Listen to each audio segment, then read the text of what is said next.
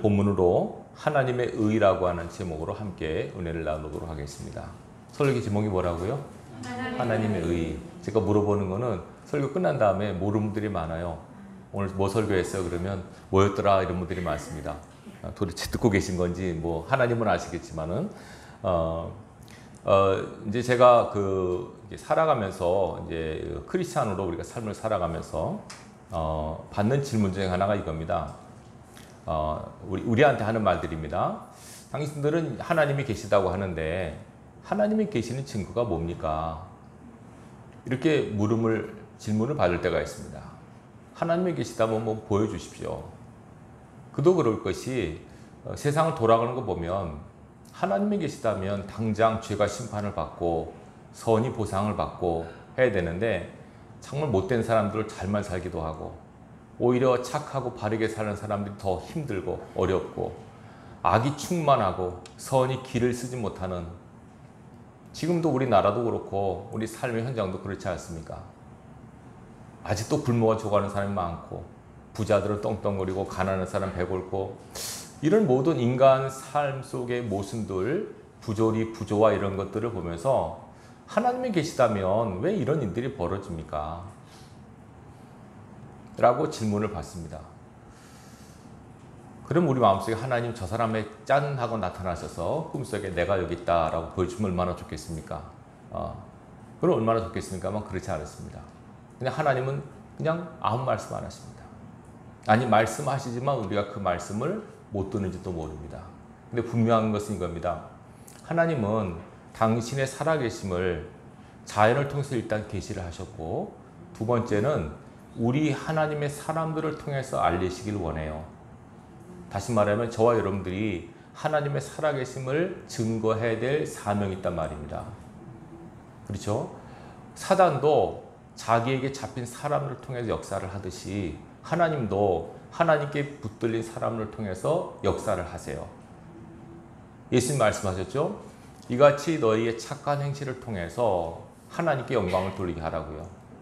그러니까 저와 여러분들이 삶에서 가장 큰 중요한 숙제 중에 하나는 나의 삶을 통해서 하나님의 살아계심과 하나님의 영광을 드러낼 책임과 의무가 있다는 것을 잊어서는 안 됩니다. 이해되시겠죠? 그러니까 여러분을 꼭 기억하시길 바라요. 자, 이걸 잘 보십시다. 성경에서 말하는 진리가 많이 있지만은 몇 가지 진리를 말씀드릴게요. 이거 성경 전체의 요약입니다. 이게 약간 교리적인 거기 때문에 딱딱할 수 있지만 여러분 잘 들으세요. 중요하기 때문에 그렇습니다. 이게. 자, 성경에서 말씀합니다. 하나님께서 모든 세상을 창조하셨죠.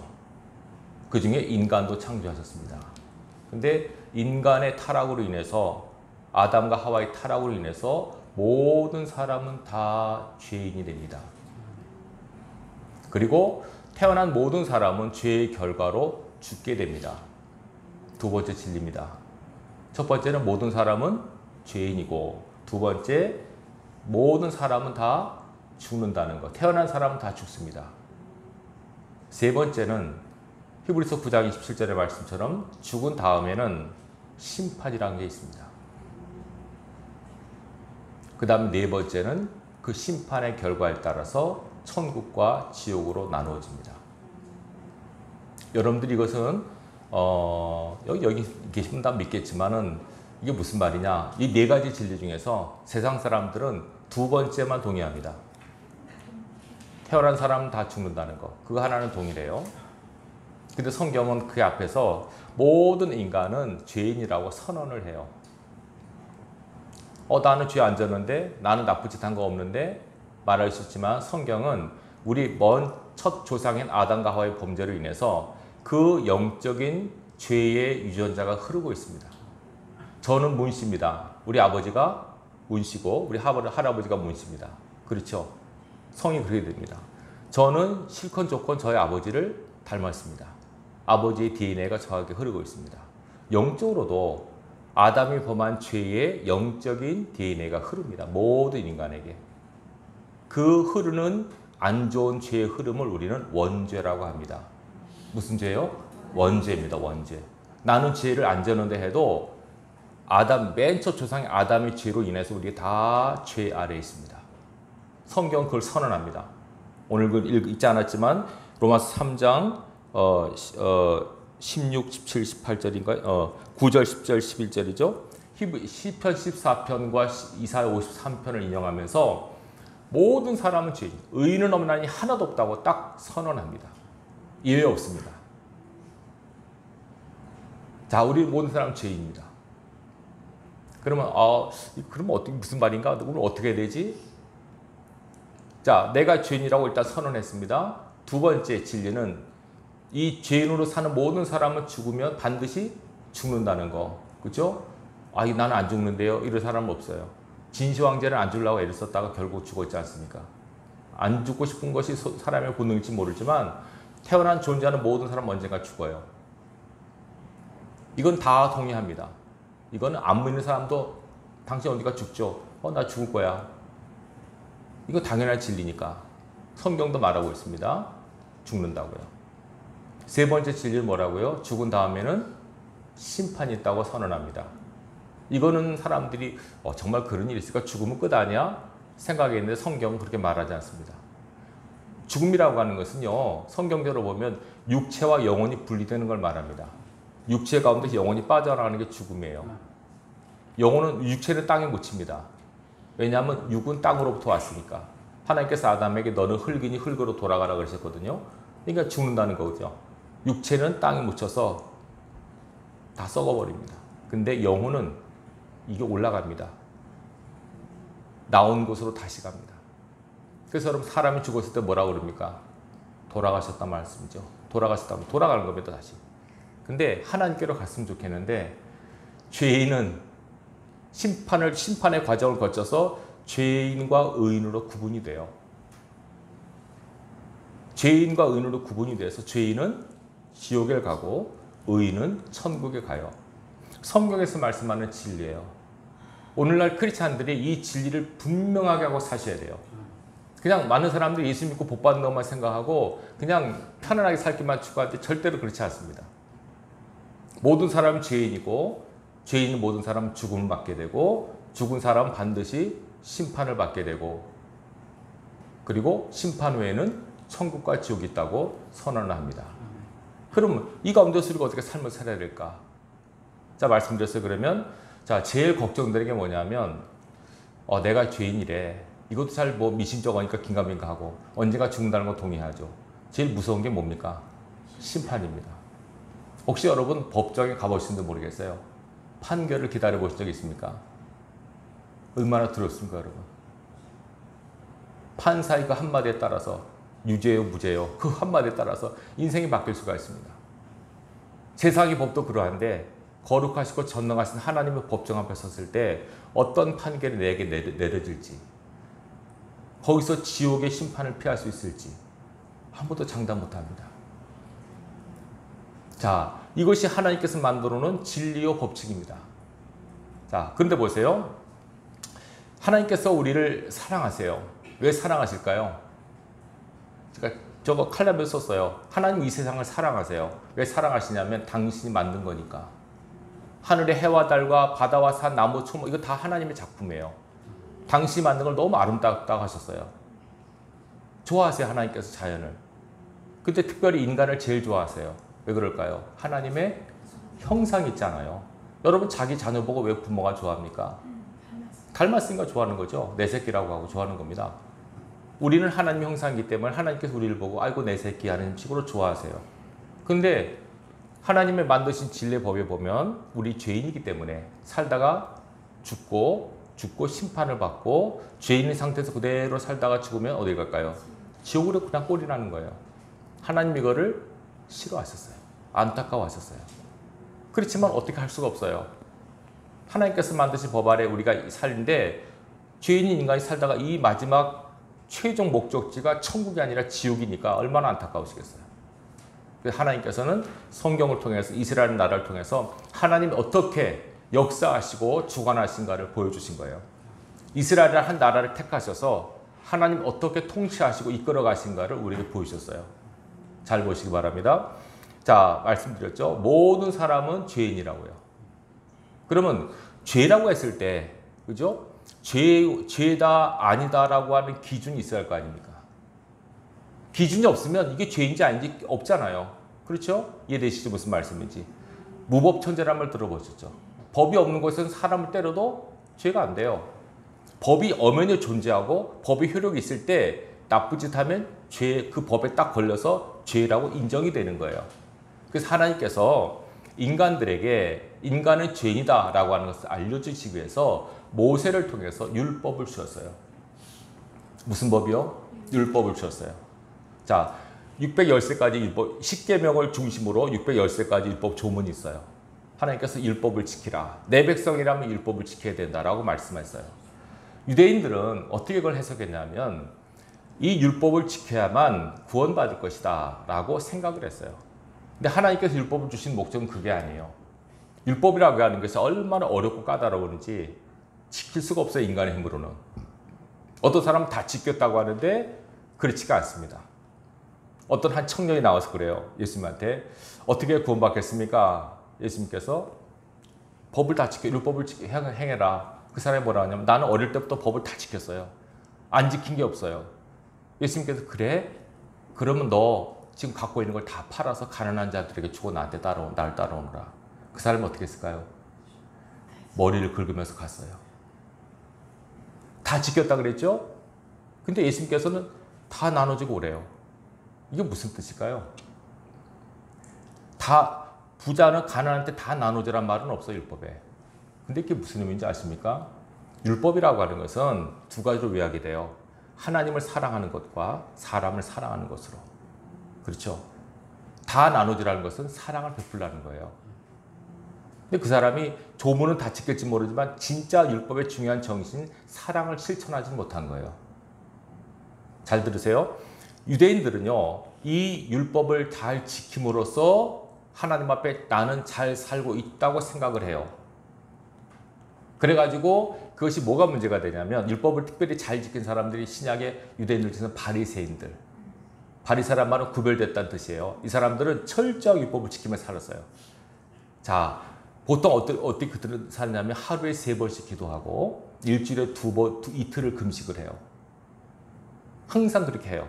먹는 음식, 먹어서는 안 되는 음식 철저히 구별하고 율법의 조문들을 다 지키려고 묻어내 애를 썼어요.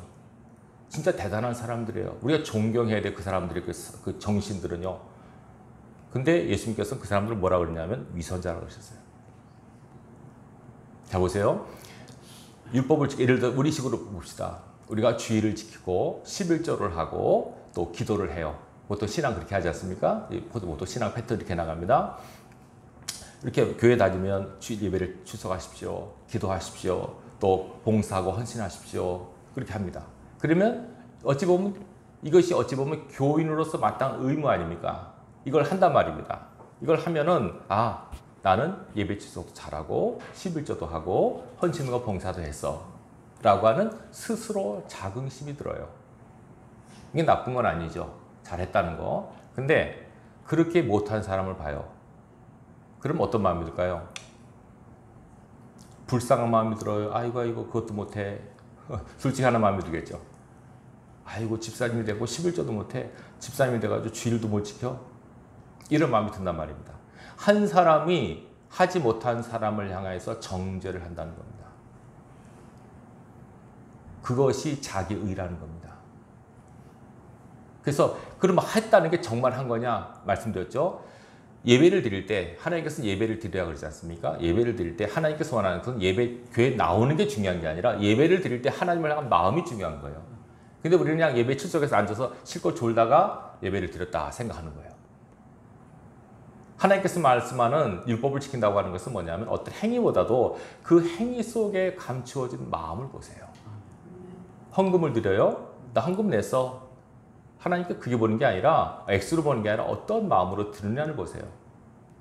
잘 보세요. 그러면 이런 정신으로 정말 하나님을 사랑하고 감사하는 마음으로 매번 그런 행동을 할 수 있어요, 없어요? 우리가 못합니다.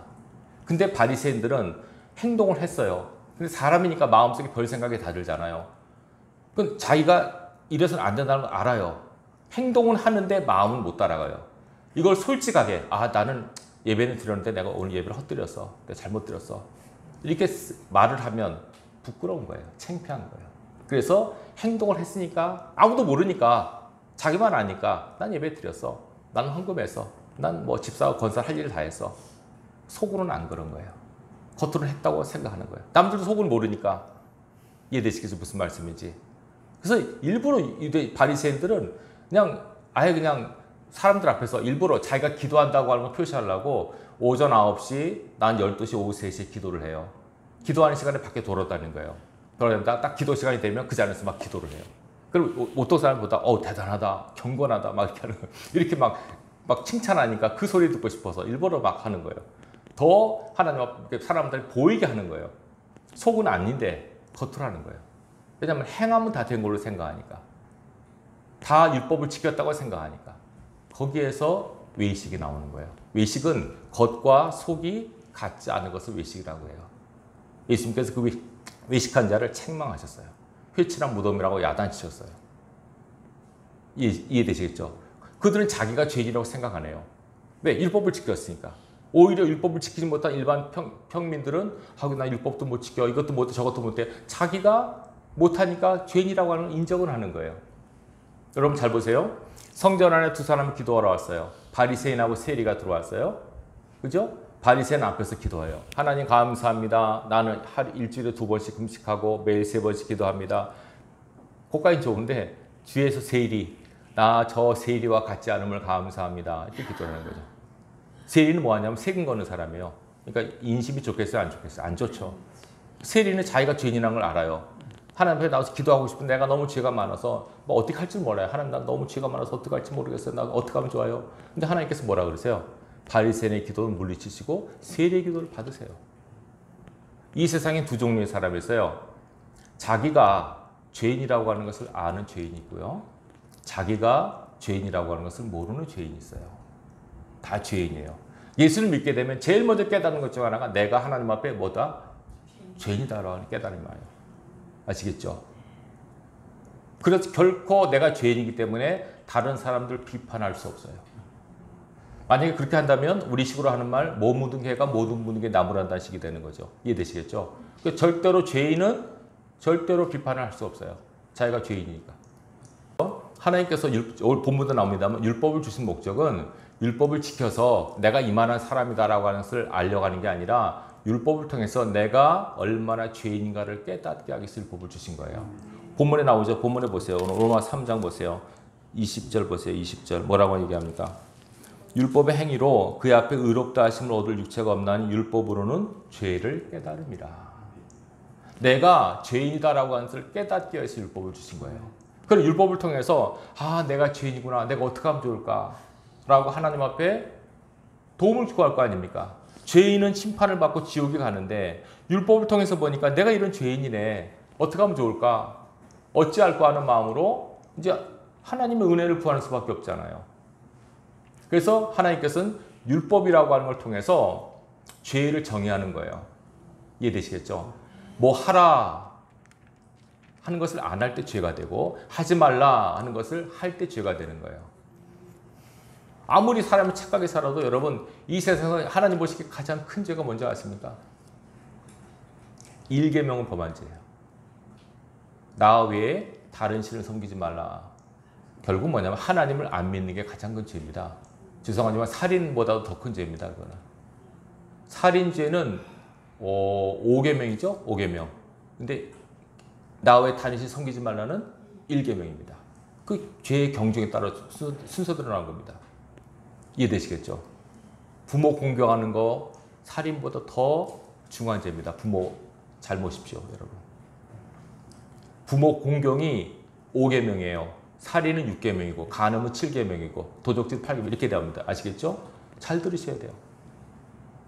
최고의 계명이 1계명인데 이 1계명은 그러니까 어떤 사람이 난 진짜 착하게 해서 법 없이 살아서 하나님을 안 믿으면 중죄인이에요. 여기서 자유로울 사람이 아무도 없어요. 죄를 통해서 하나님은 우리가 죄인이라고 하는 것을 각인시키는 거예요. 이해되시겠죠? 그러니까 이제 내가 죄인이면 이제 내가 죽는다는 걸 알지 않습니까? 죄인으로 살다가 죽으면 어떻게 해요? 심판을 받게 되고 그대로 지옥 가는 거예요. 이것을 하나님께서 싫어하신 거죠. 그래서 이 죄의 사슬, 지옥으로 향하는 우리 인간의 발걸음을 끊기 위해서 그 아들을 보내신 거예요. 이해되시겠죠? 그 아들을 보내셨어요. 그 아들을 보내셔서 이 죄의 문제를 해결하신 거예요. 오늘 그 얘기를 지금 하고 있는 겁니다. 잘 보세요. 21절 보세요. 이제는 율법 외에 하나님의 한 의가 나타났으니 율법과 선지자들에게 증거를 받은 것이라 곧 예수 그리스도를 믿음으로 말미암아 모든 믿는 자에게 미치는 하나님의 의니 차별이 없느니라. 모든 사람에게 죄가 임했고 이 모든 사람이 임한 죄를 해결하기 위해서 모든 사람에 미치는 하나님의 의, 오릅니다. 의라고 하는 것은 오름을 뜻합니다. 이해되시겠죠? 하나님의 오르심을 나타내는 한 사건이 바로 뭐냐면 하나님의 아들 예수를 이 땅에 보내서 그분으로 하여금 죄의 값을 치르게 하신 거예요. 이것이 의라고 하는 겁니다. 의라고 하는 것은 여러분 제가 이렇게 한문으로 썼죠. 여기 주보에 보면 이게 한문으로 무슨 의자입니까? 오를 의자입니다. 오를 의자 한문으로 잘 보세요. 어떻게 구성되어 있는가. 위에가 뭡니까? 한자가 특이해요. 여러분 한자가 4,500년 된 문자이기 때문에 최고로 오래된 문자거든요. 거기 성경적이 많아요. 이 의자를 가만히 보세요. 위에 양자입니다. 양자 밑에는 나자입니다. 나자. 어린 양 밑에 나. 어린 양과 함께 있는 나는 의로운 자라는 뜻입니다. 이해되시는가요? 무슨 말씀인지? 한문도 신기해요, 여러분. 네. 배선자를 보면 있잖아요. 배선자 보면 주자, 배주자에다가 8팔자 입구자 나와요. 노아 방주에 8명 들어갔잖아요. 배에다가. 신비한 게 많아요. 한자를 보면. 다 의미가 있어요. 근데 이 의자를 가만히 보세요. 양 밑에 내. 어린 양 밑에. 어린 양과 내가 함께 있으면 의로운 자가 되는 거예요. 나는 의롭지 않아요. 나는 죄인이에요. 근데 하나님께서는 이렇게 죄를 정죄하심으로 당신의 오르심을, 의로우심을 보이셨어요. 이것이 하나님의 공의예요. 왜 이게 공의냐면 보세요. 죄를 지면은요 반드시 죄에 대한 대가를 치러야 돼요. 세상에 공짜는 없다는 거 여러분 아시죠? 성경의 진리 가운데 하나가 뭔지 아십니까? 심은 대로 거두는 겁니다. 행한 대로 갚으십니다. 하나님께서는. 자, 아담 하와가 죄를 져서 우리가 죄의 씨 가운데 우리가 자랍니다. 이 죄는 저절로 없어지지 않습니다. 반드시 해결이 돼야 됩니다. 이해되시겠죠? 해결이 돼야 돼요. 죄값을 치러야 한단 말이에요. 이 죄값을 인간이 못 치르는 게 우선 자기가 죄인일도 모르고 자기가 죄인일도 내가 뭐 죄값 치르다 그래요. 또 죄인은 죄인의 값을 못 치러요. 죄 없는 자가 죄인의 값을 치를 수 있는 거예요. 그렇기 때문에 죄 없는 인간이 없기 때문에 하나님의 아들 예수가 하나님이신 그분이 사람의 몸을 입고 하나님이신가 죄가 없지 않습니까? 사람의 몸을 입고 이 땅에 오셔서 사람처럼 사신 거예요. 똑같아요. 우리랑 예수님은. 잠도 주무시고 밥도 먹고 그러셨어요. 근데 단지 뭐만 없으세요? 죄만 없으세요. 죄 없으신 그분, 아주 순결하신 그 어린 양이 십자가에서 죽으심으로 우리 모든 죄값을 지불한 거예요. 죄값을 지불한 표가 뭐냐면 피예요. 피. 피는 죽음을 상징합니다. 예수님께서 십자가에 흘린 피가 그 죽음이 바로 사단에게 지불된 바라 이것이 모든 인간의 죄값이다라고 하는 증명이 되는 거예요. 그래서 사단이 피를 제일 싫어해요. 제일 무서워하고. 피값이 그래 중요한 거예요. 피가 그래 능력이 있는 거예요, 여러분. 그래서 6월절에 그 어린 양의 피가 있을 때 죽음의 사자가 넘어가지 않습니까? 예수님 피는 죽음을 이기는 능력이 있어요. 왜냐하면 죽음은 사단이 잡고 있는 권세니까. 아시겠습니까? 죽음은 사단의 권세예요. 사단은 우리를 죽일 수 있어요. 마귀는. 근데 뭘 못합니까? 살리질 못합니다. 마귀는. 창조를 못합니다. 죽이긴 하죠. 하나님은 살리기도 죽이기도 하시고요. 마귀의 권세를 깨뜨리는 것은 예수님의 거룩한 피밖에 없습니다. 보혈의 능력이 그렇게 대단한 겁니다. 그 피값으로 우리를 사셨습니다. 그래서 이 사실, 하나님께서 그 아들 예수 그리스도를 이 땅에 보내셔서 죄인된 우리를 죄 없게 만드시려고 죄 없으신 그분을 죄인처럼 만드신 십자가에서 처참하게 죽게 하셔서 우리의 모든 죄값을 지불하신 그 사건을 받아들이면 그 사람은 구원을 받는 거예요. 이것이 바로 복음이라는 겁니다. 복음. 복음이라는 게 뭐냐면 복된 소식, 굿뉴스입니다. 보세요. 내가 죄인이다. 어찌하면 난 이대로 살다가 반드시 지옥 가. 나 점점 지옥 갈 날이 다가오고 있어. 이렇게 절박한 사람한테 천국 갈 길을 알려주는 거. 이게 얼마나 복된 소식이에요. 얼마나 굿뉴스예요, 여러분. 여러분, 암으로 죽어가는 사람의 굿뉴스는 암에서 치료받을 수 있는 길이었다는 거. 감옥에서 사형을 기다리고 있는 사형수에게는 감옥에서 자기 집체가 사함받았다는 거. 이것보다 더 큰 좋은 소식이 어디 있어요? 영적으로 죄 가운데 살다가 죽어가는 우리 인간에게 가장 중요한 소식은 당신은 죽지 않고 살 수 있습니다.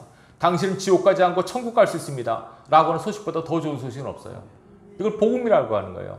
이 복음의 능력이 바로 우리 인간들이 사는 세상에서 가장 큰 능력이에요. 이것을 믿을 때, 믿는다는 게 중요합니다. 이것을 내가 받아들일 때, 인격적으로 받아들일 때 그 사람은 산다는 겁니다.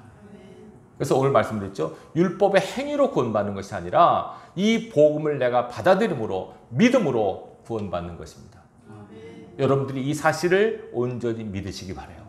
왜 중요하냐면요. 제가 얼마 전에 예배를 드렸는데 어느 형제가 예배를 드렸는데 그 형제가 제가 요한복음 3장 16절의 말씀을 전하니까 제가 복음을 전했어요. 그러니까 목사님 제가 지금까지 교회를 다녔는데 이런 말을 한 번도 못 들어봐서 그러더라고요. 제가 깜짝 놀랐어요. 아니 복음을 못 들어봤다는 게 말이 돼요, 여러분? 복음은 없으면 아무것도 없어요, 여러분. 복음을 믿는 믿음으로 우리가 살아나는 거예요. 다른 건 믿는 게 아니에요. 하나님의 아들 예수 그리스도께서 우리 죄를 위해 십자가에 달려 돌아가시고 부활하셨다. 이제 우리는 그분을 믿으면 영생한다는 사실을 내가 그대로 받아들이면 그 사람은 지옥 가지 않고 천국 가는 이 놀라운 사실. 이걸 못 들어보면 어떡합니까? 저는 내가 그 말 듣고 정말 그럴 수도 있겠구나. 교회를 오래 다녔는데 복음을 못 듣는 거예요. 복음이 뭔지를 몰라요. 그냥 하나님이 계신 거 알아. 예수님께서 나를 위해 십자가에 달려 돌아가시다. 남 얘기하듯이 해요. 그렇지 않아요. 복음을 만나면 여러분들 변화가 돼요. 정말이에요. 예수님께서 여러분을 사랑하셔서 여러분에서 필로 돌아가셨다는 사실을 그대로 인격적으로 받아들이세요. 이걸 받아들이는 믿음을 하나님이 기뻐하세요. 이 믿음을 기뻐하세요. 이 믿음이 여러분에게 있으면 여러분은 지금 죽어도 천국 갈 수 있어요. 근데 이 믿음이 없으면은요. 그래 교회 생활만 종교 생활만 해서 천국 못 갑니다, 여러분. 이것이 여러분 때 어딜 때 드러나는지 모르죠. 여러분이 만약에 죽음을 앞두고 있을 때 확연하게 드러납니다. 복음을 영접한 사람하고 그냥 아무 생각 없이 교회만 왔다 갔다 한 사람은 확연히 다릅니다. 복음을 확실하게 아는 사람, 영접한 사람은 구원의 확신이 있어요. 그렇기 때문에 죽음이 와도 두렵지 않아요. 죽음 다음에 심판대 앞에 서도 걱정이 안 돼요. 확실하게 예수 그리스도를 믿으니까. 근데 이 복음에 대한 확신이 없으면은 죽음이 두려운 거예요. 자기도 목사님 나 죽을 것 같아요. 나 기도해 주세요. 죽을 것 같아요. 나 지옥 가면 어떡하죠? 아니 권사님 지금까지 신앙하셨는데 왜 그런 말씀하세요? 실은 내가요. 나 천국 갈 지고 있는 것도 긴가민가하고 살았고요. 나 죽으면 내가 천국 갈지도 모르겠어요. 어떻게 할지 모르겠어요. 벌벌벌 떠는 거예요. 죄송합니다. 그 믿음 갖고는 안 됩니다. 여러분 믿음을 점검하십시오. 수시로. 내 이 믿음 갖고 살다가 천국 갈 수 있겠는가를 점검하세요.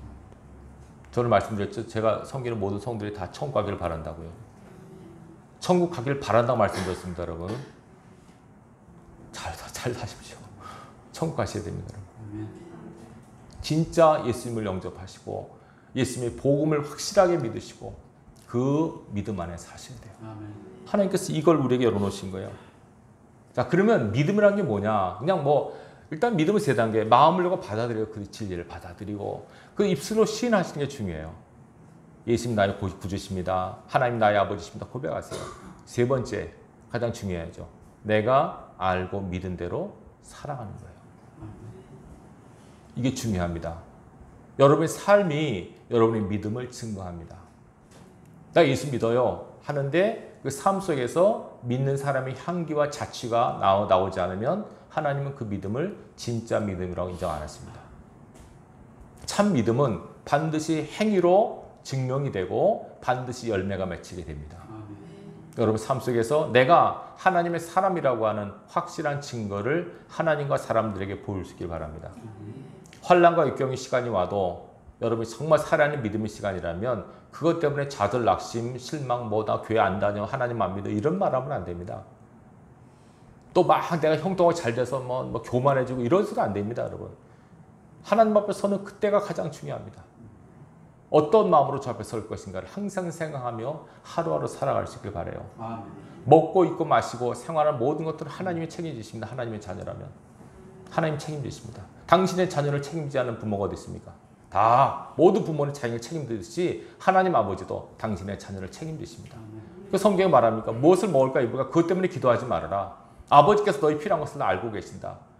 중요한 것은 하나님의 나라와 의, 어떻게 살 것인가, 하나님의 백성은 어떻게 살 것인가를 고민하고 바르게 어떻게 하면 바르게 할 것이고 어떻게 하면 정직하게 하고 어떻게 하면 하나님 말씀으로 살 것인가를 고민하면서 그렇게 살라고 말씀하는 거예요.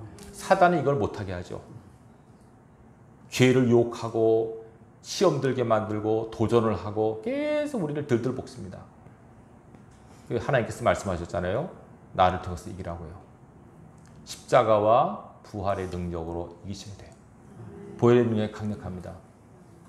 옛날에 보면 이제 뭐 영화들 보면 뭐 귀신 영화 나오면 뭐 천주교 신부님이 뭐 목사님 십자가 확 들이대면 귀신 올라가는데 그 일리가 있는 겁니다. 십자가는 원래 사형틀인데 보세요. 예수님이 죽은 십자가 원래 그 저주받은 사형틀이 예수님이 돌아가시니까 그 능력의 상징으로 변하지 않습니까? 십자가는 능력이 있어요, 여러분. 더 구체적으로 여러분에게 주시는 예수님의 권세, 보혈의 능력, 성령의 능력 의지하시기 바래요. 그리고 가장 강력한 하나님 말씀. 성경 뭐라 그러냐면 하나님 말씀이 검이래요, 검. 악한 영이 도전한다고 느끼시면 말씀의 검으로 싸우세요. 마귀를 뭐하라? 대적하라. 마귀가 공격해오면 맞서 싸우십시오. 아이고 하고 도망가지 마십시오. 하나님 나한테 이런 일 안 겪게 해주세요. 맨날 마귀한테 공격받고 당연히 공격받습니다. 싫어하죠. 당연히 공격하죠. 목표니까. 교회에서 누굴 제일 공격할까요, 여러분? 그렇죠. 전쟁터에서 장수를 제일 먼저 공격합니다. 장수가 꺾어지면 밑에 부하들 다 흩어지니까 똑같습니다. 제일 공격받습니다, 제가. 그렇지만 하나님께서 그만한 감당할 수 있는 지혜와 능력을 또 주십니다. 또 여러분들 저를 위해서 기도 많이 해주셔야 돼요. 저는 계속 여러분을 위해서 기도하고 있는데 여러분들 기도하셔야 돼요. 이길 수 있는 힘을 달라고. 이 길을 잘 가셔야 돼요. 여러분 길 잘 가시기 바랍니다. 저 앞에서는 그날까지 하나님께서 여러분이 주어진 인생의 길이 있습니다. 전부 다 남들과 비교하지 마십시오. 여러분 각자에게 주어진 길과 사명과 목적이 다 있어요. 그 길을 잘 가세요. 절대로 남하고 비교하지 마십시오. 저 사람 저한테 나는 왜 이러지 마십시오. 똑같지 않지 않습니까, 여러분? 다 다릅니다. 개성도 성격도 다 다릅니다. 각자 하나님께서 걸어가라고 하신 인생 길이 있습니다. 비교하지 마시고 나만 생각하세요. 앞길 곧장 가세요. 어떤 말이 들려도 어떤 일이 벌어져도 거기에 치우치지 마세요. 말씀 붙들고 곧게 걸어가세요. 넘어질 수도 있고 쓰러질 수도 있어요. 그러나 의인은 7번 넘어지면 다시 일어난다고 말씀하고 있어요. 또 일어나세요. 또 걸어가세요. 상처도 나고 부서지기도 하고 부러지기도 하고 거의 죽을 것 같은 상황이 될 수도 있어요. 그걸 하나님께서 다시 인공공식에 다시 이렇게 세우세요. 걱정하지 마세요. 그냥 가세요. 꽂아 가세요. 저는 이전에 바울이라는 영화를 봤는데 거기서 한 장면이 눈에 띄어요. 바울이 로마 감옥에 갇혀서 엄청난 고문을 받아요. 막 두들겨 맞고 엄청난 고문을 당하죠. 고문을 당하니까 바울이 그 장면에서 이렇게 해요. 고문을 받고 쓰러지면서 이런 말을 하더라고요. 영화의 한 장면이 제가 기억이 나요. 하나님, 제가 잘 견딜 수 있게 해주십시오. 이 길을 끝까지 갈 수 있게 해달라고 기도를 해요. 너무 혹독하니까, 길을 못 갈 것 같으니까, 쓰러질 것 같으니까 그런 기도를 하는 거예요. 그 얼마나 중요합니까? 여러분, 각자에게 주어진 시간들, 삶들을 소중히 여기시고 의미 있게 생각하시고 잘 걸어가십시오. 한 걸음 한 걸어가다 보면 천국 문이 다가오게 될 것입니다. 그때 다시 만나야죠, 여러분. 여기 계신 모든 분들 다시 만나야 돼요. 아시겠죠? 그때 예수님께서부터는 안 보이시네. 그러면 안 됩니다. 다시 만나십니다. 잘 걸어가시고 잘 사십시오. 그것이 우리를 향한 하나님의 뜻입니다. 이렇게 하나님께서는 당신의 오르심을 우리에게 보이셨습니다. 하나님의 의 안에 우리가 있기 때문에 성경에서는 우리를 죄인이라 부르지 않고 의인이라고 인정하십니다. 오직 의인은 믿음으로 사는 것입니다. 믿음으로 살아가기 바랍니다. 그것이 하나님이 기뻐하는 의인의 모습입니다. 이번 한 주간도 여러분 신앙의 길을 잘 걸으십시오. 기쁨으로 걸어가십시오. 감사와 찬송으로 걸어가십시오. 그 끝에 천국 문이 있게 될 것입니다. 기도하겠습니다. 하나님 아버지 감사합니다. 예수 그리스도를 우리에게 보내주심으로 영원 구원을 얻게 하심을 감사를 드립니다. 마지막까지 이 길을 잘 걸어갈 수 있는 지혜와 능력 주시기를 원합니다. 복음을 통해서 우리가 거듭나게 하시고 하나님의 거룩한 백성으로 인치게 하기 때문에 감사를 드립니다. 사랑하는 주님, 여기 있는 모든 주의 백성들을 살피시옵소서. 한 영혼을 굽어 살피시고 저희들을 축복하여 주시옵소서. 믿음을 더하여 주시옵소서. 흔들리지 않게 하여 주시옵소서. 끝까지 이 길을 걸어갈 수 있는 하나님의 사람들, 승리의 사람들, 영광의 사람들이 되게 하여 주시옵소서. 예수님의 이름으로 기도합나이다. 아멘.